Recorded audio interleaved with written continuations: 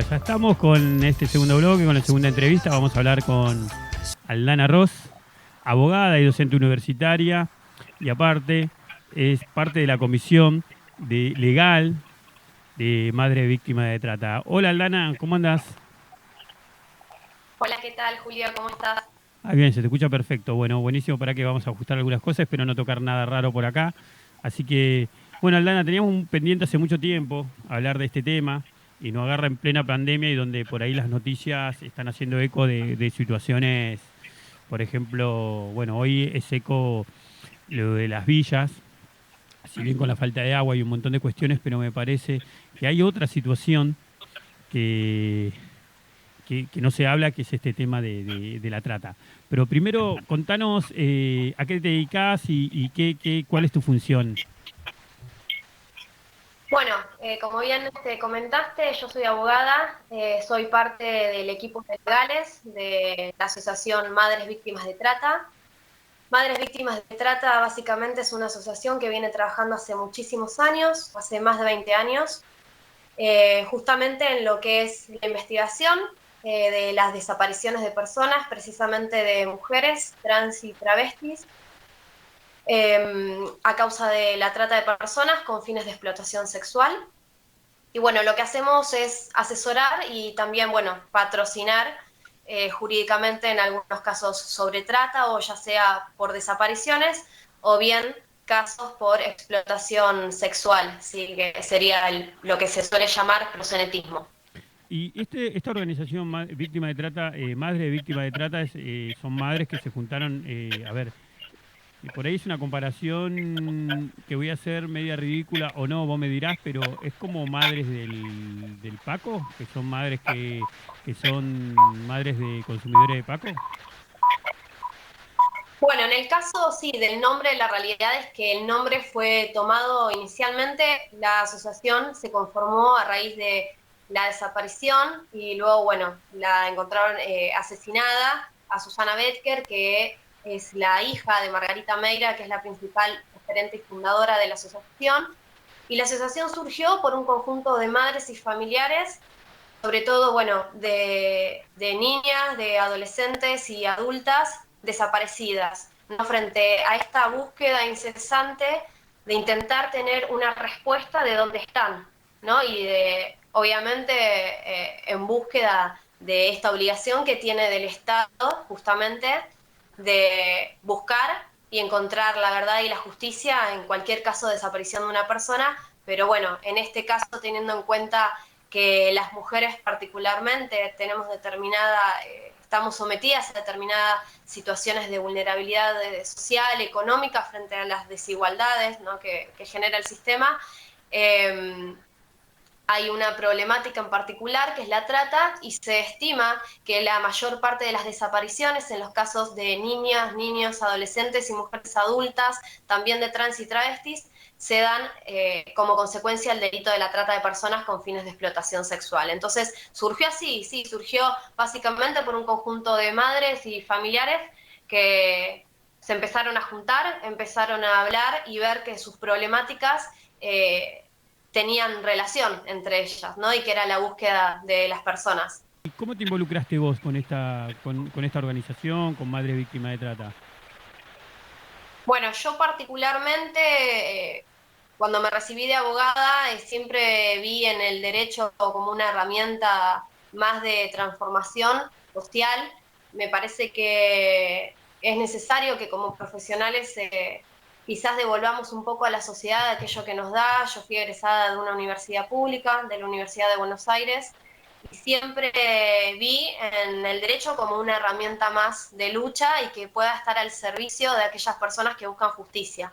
En este caso, bueno, la trata. Yo me acerqué a la asociación a través de una búsqueda de voluntarios y voluntarias que iniciaron hace 2 años. Y bueno, y fue ahí cuando empecé a trabajar en el equipo de legales, más allá de otras áreas, ¿no? Sabemos, bueno, en tu caso también, lo sabés que uno cuando es militante y activista social, la realidad es que si bien quizás te abocás a un área en particular, la realidad es que uno termina haciendo trabajos en distintas áreas, ¿no? Contanos, Aldana, porque Naturalmente. de esto como no se habla mucho.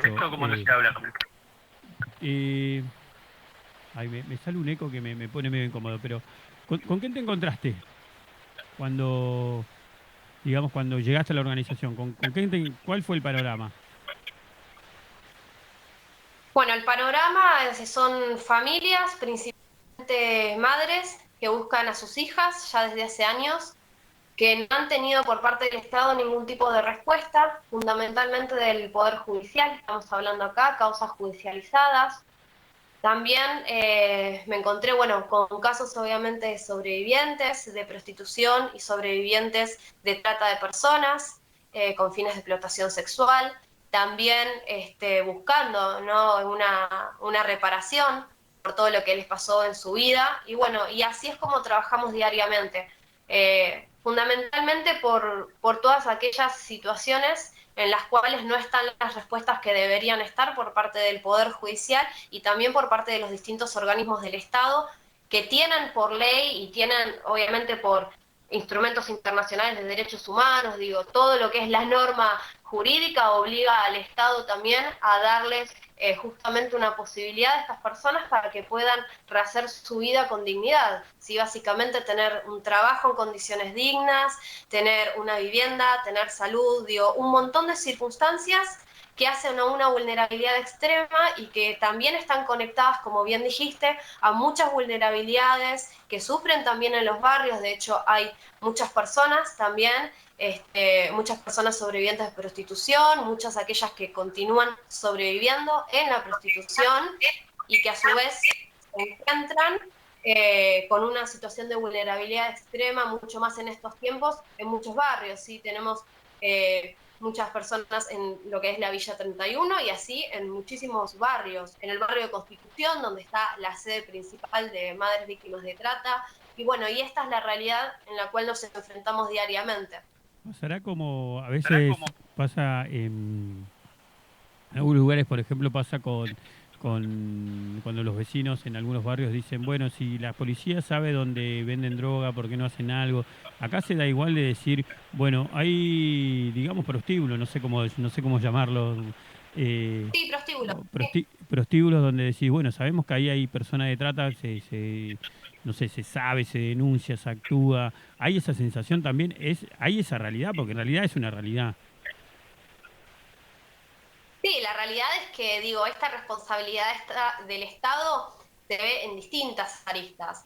Se ve cuando hay una ausencia del Estado al momento de tener que brindar una determinada política social, ¿sí? Acciones concretas, esto de poder acceder a un trabajo, de poder brindar algún tipo de asistencia, ¿sí? Asistencia en materia de salud, y fundamentalmente también lo que es la responsabilidad de las fuerzas de seguridad en buscar justamente a estas personas y también en lo que es, bueno, vinculado al Poder Judicial, ¿no? En el cierre fundamental de prostíbulos. Digo, los prostíbulos, esto es algo que siempre decimos desde Madres, son son aquellos centros clandestinos en los cuales las mujeres, niñas, trans y travestis están sometidas a violaciones reiteradas y sistemáticas, ya sea prostíbulo, ya sea que se lo disfrace como un famoso el privado, que es un departamento en el cual se ejerce la prostitución,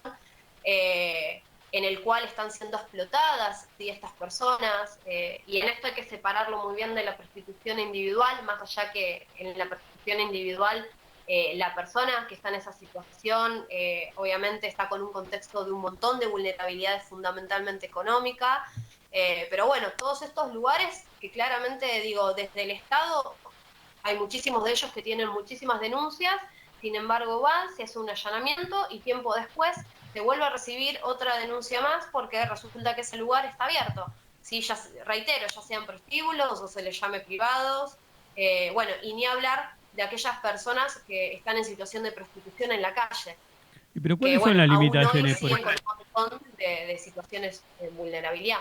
¿Cuáles son las limitaciones, digamos, limitaciones legales si de repente hay un lugar donde, bueno, digamos, funciona un prostíbulo donde se comprobó el caso, se allanó, hay personas vinculadas a la trata, víctimas de trata, más allá que después pasemos a cómo se procede cuando hay una víctima de trata, digamos, rescatada de esa situación. ¿Cómo ese lugar debería estar cerrado, la persona termina procesada? ¿Por qué se llega a dar que eso siga abierto después? Bueno, básicamente, a ver, desde la justicia obviamente se tiene que ordenar un allanamiento de un lugar en el cual se sospecha y hay, digo, pruebas conducentes a que en ese lugar está funcionando un prostíbulo.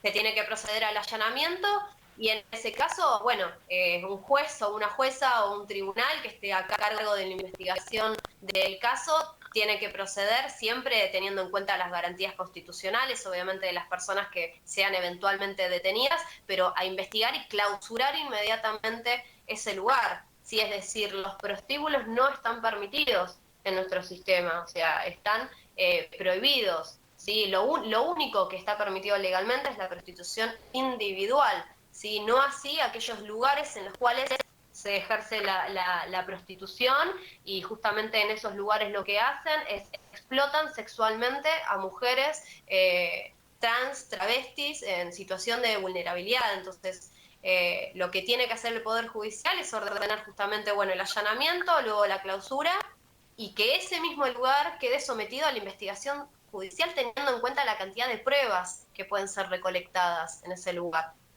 Y a veces pienso yo que hay causas que parecen minoritarias o que no interesa por alguna cuestión. Estamos hablando de una situación complicada, estamos hablando de esclavitud sexual, derechos vulnerados, traumas, una situación totalmente terrible.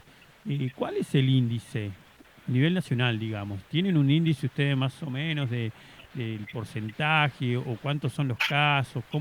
Algo de esto a nivel, porque no tenemos mucha concientización por ahí, si hay algún caso, hay algún allanamiento, se pone por ahí, recién ahí sabemos por los noticieros o por los medios de comunicación algo, pero hay un índice, es como una pandemia, digamos, a nivel nacional, es mucho, ¿cómo es el índice? Bueno, la realidad es que los números oficiales no suelen reflejar la realidad, ¿sí? Del tema de la trata. Eso ocurre porque hay muchísimos casos que si bien se realiza el allanamiento, después no se mantiene, por ejemplo, en un proceso judicial, ¿sí? La misma carátula. Es decir, por ejemplo, la carátula de trata de personas con fines de explotación sexual, que es la violación a la ley nacional, ¿sí? De trata, que es la 26.364. Esto puede ocurrir, bueno, por muchísimos motivos, ¿sí? Fundamentalmente por el tema de las pruebas, por el tema de falta quizás de testigos. Algo también fundamental es que las víctimas, ¿sí? La víctima en sí mismo de trata o del sistema en sí prostituyente, no se reconoce en sí mismo como una víctima de trata. Por ende, difícilmente pueda llegar a constituirse lo que se llama en el derecho penal como querella, ¿sí? Es decir, eh, formar parte de ese proceso judicial para perseguir obviamente la búsqueda de justicia. Entonces hay un montón de causales por las cuales, hay muchísimas de estas causas por las cuales después, ya sea porque se plantea algún tipo de nulidad en relación a la prueba, es decir, una prueba que había en ese lugar fue tomada de manera indebida, si digo para explicarlo de alguna forma y que sea claro, entonces por lo cual esas causas no prosiguen en sí mismos con esa misma carátula de trata y la realidad es que los números oficiales se basan en aquellos procesos que además están finalizados, o sea, con una condena firme, y la realidad es que hay muchísimos casos en los cuales reina la impunidad producto de todo esto que estoy comentando, ¿sí? O bien de falta de pruebas, falta de testimonios, muchas personas víctimas que obviamente van a tener temor, ¿sí? De declarar en una causa tan grave como es la trata de personas. Pero bueno, esa es la realidad actual y por eso es que no se habla quizás tanto del tema de la trata y porque también hay una evidente falta de políticas reales, ¿no? Para prevenir lo que es la trata de personas. Aldana, te quería preguntar Aldana, te si, quería preguntar. me escucho de fondo con eco. No sé por qué se me da eso. Te quería preguntar si, por ejemplo, hay denuncias de algún lugar donde se sospeche o se sepa que hay casos de trata, víctima de trata, y si esos lugares son clausurados, hay una investigación y eso sigue. Si sucede eso, ¿no? Si yo, por ejemplo, voy y digo, mira, yo sé que en tal lugar hay personas que están en contra de su voluntad, que son explotadas sexualmente, son víctimas de trata, bla, bla. Hago la denuncia, por más que me exponga, ¿no? Porque, por un lado eso, y después lleva todo un proceso, o eso inmediatamente se tiene que actuar, o hay casos que se denunciaron lugares y siguen funcionando. No, un poco es lo que venía comentando recién.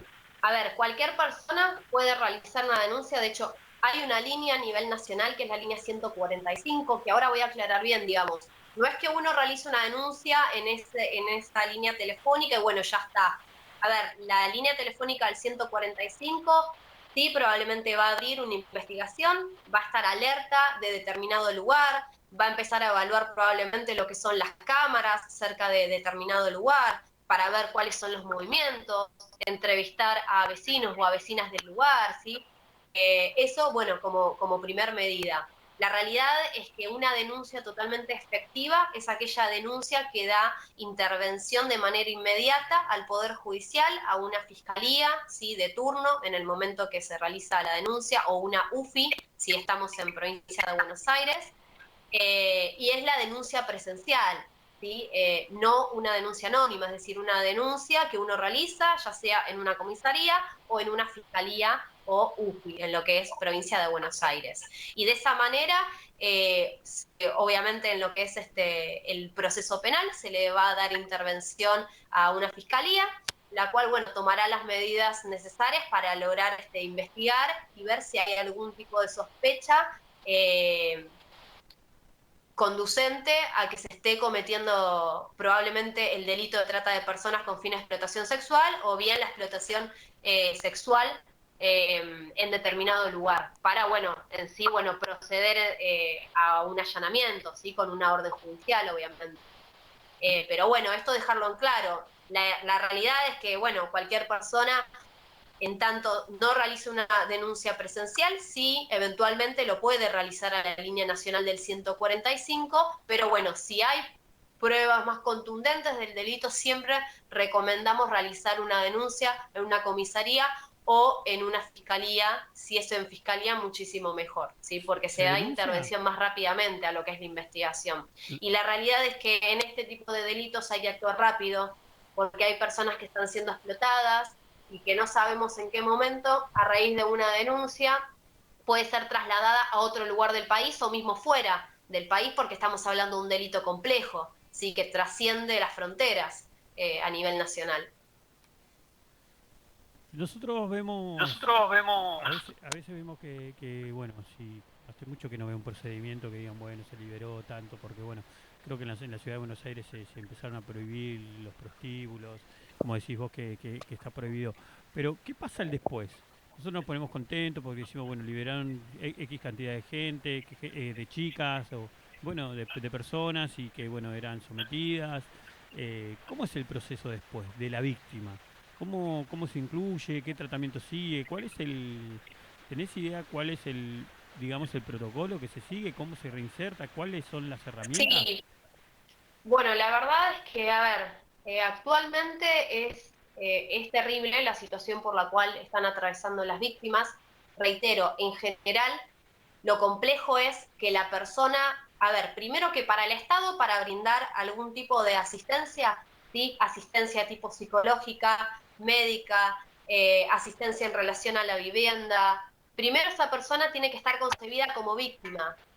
Y para que sea víctima tiene que estar en el marco de un proceso judicial. O sea, ahí ya estamos hablando de una situación compleja, que es que una persona que ha sido víctima de un delito tan terrible como es la trata, de manera frecuente cuesta que esa persona pueda constituirse y, por ejemplo, declarar en el marco de una causa judicial. ¿Sí? Teniendo en cuenta la complejidad que es para cualquier persona ya de por sí tener que declarar como testigo en una causa judicial y ni hablar de constituirse como querellante. Entonces ya ahí vemos la primer complejidad. Por eso también hay muchos procesos judiciales que se archivan, ¿sí? O que no logran una condena en sí mismo de trata. Con lo cual, si no tenemos que si no tenemos esta situación en la cual la persona sea caracterizada como víctima ante la justicia, está la situación de que el Estado no va a intervenir, es decir, el Estado tampoco va a intervenir con las políticas sociales. Entonces digo, acá la realidad es que hay un montón de pozos, por así decirlo, Pero en las convengamos, cuales disculpa que te interrumpa, yo lo pero que creo es convengamos que que, una bueno, al persona, Estado un poco, digo, convengamos lo que falta es que se tome conciencia de la complejidad de esta situación y que hay determinadas asistencias, fundamentalmente la médica, la psicológica, la psiquiátrica, que es necesario proveérselas a esa persona previo a que esa persona pueda intentar formar parte de un proceso judicial. claro, indiferentemente de, digamos, si por la causa, si una persona es rescatada de la trata o de, digamos, no está, digamos, no, sí, a ver, no está comprobado, como decís vos, de víctima, debería haber una acción de una persona que se siente vulnerada, que sus derechos fueron vulnerados, seguramente maltratada, dentro de un sistema que debe ser muy violento, donde debe haber un montón de situaciones muy complicadas. eh, es víctima ya de por sí. Entonces, aparte del proceso legal, entonces si no es claro, si no está reconocido como, no está reconocida como víctima, eh, me sorprende que tenga que ser todo un proceso de una persona si no está reconocida como víctima, que está deteriorada, no pueda tener una accesibilidad, digamos, a algunas cosas básicas como para el lugar donde estar, los cuidados, bueno, no sé, tendría que ser por un lado legal para que se arme la denuncia, para que eso tenga un proceso legal, pero después está el proceso humano que debe tener. Me parece que a veces es tan técnico y tan burocrático todo que no sé, me escucho esto y me parece ilógico, ¿no? Me parece ridículo. Sí, la realidad es que actualmente tenemos víctimas que ni siquiera están teniendo algún tipo de asistencia, ni siquiera alimentaria por parte del Estado.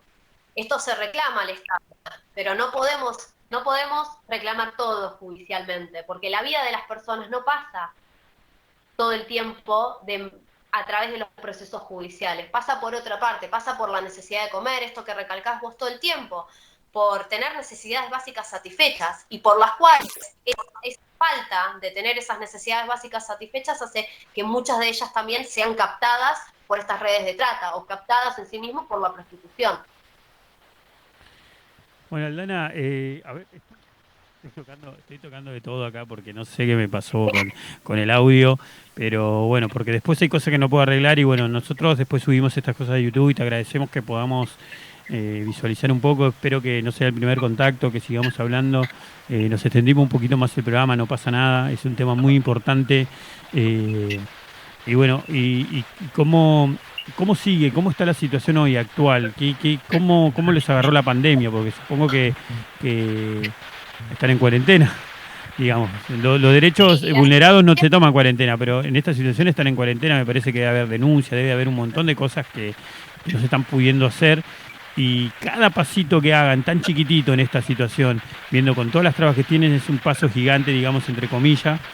Y cada paso que no hagan en esta situación es un retroceso gigante también. No sé si se entiende lo que te quiero decir. Por eso te pregunto cómo está la situación actual hoy con esta pandemia.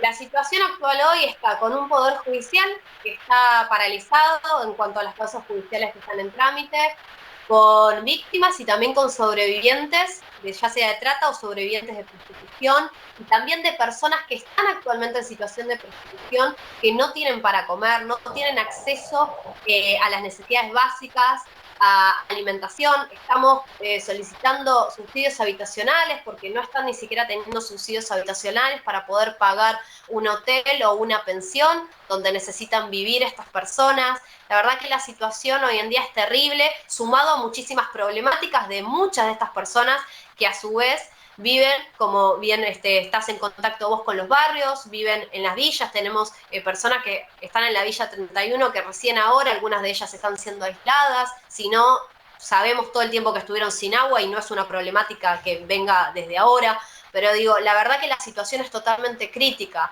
O sea, desde nuestra asociación lo que exigimos del Estado es realmente, digo, que haga llegar las políticas públicas para poder asegurar los derechos a la alimentación, a la salud y a una vivienda digna a todas estas personas que están en una situación de vulnerabilidad extrema. Así que bueno, muchísimas gracias a vos, por el espacio. Y desde ya que estamos a disposición, tanto para recibir consultas y dudas en todos nuestros medios de contacto, por parte de Madres Víctimas de Trata, Facebook, Twitter, a través del mail y demás. ¿Cómo las encontramos? ¿Cómo son las direcciones para que la gente pueda tener información y accesibilidad? Tenemos en Facebook Madres Víctimas de Trata, Twitter y tenemos también en Instagram que es @madrestrata. También por consultas o cualquier inquietud que quieran para comunicarse y demás, tenemos un mail que es madresvictimasdetrata@gmail.com.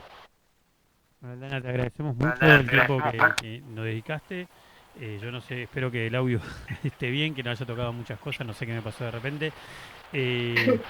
Nada, vamos a estar en contacto y seguramente nos vamos a estar informando más de las situaciones que vienen pasando con este tema y vamos a tratar de, en nuestro humilde lugar, darle difusión a esto. Bueno, muchísimas gracias a vos y a todo el equipo. Gracias. Gracias. Bueno, no sé qué me pasó en esta etapa final que venía tan bien con los audios. Ahí hablamos recién con Aldana, que trabaja en Madres Víctimas de Trata. No sé qué me pasó, si era el programa, no sé qué, no sé qué. Pero bueno, espero que hayan podido escuchar bien.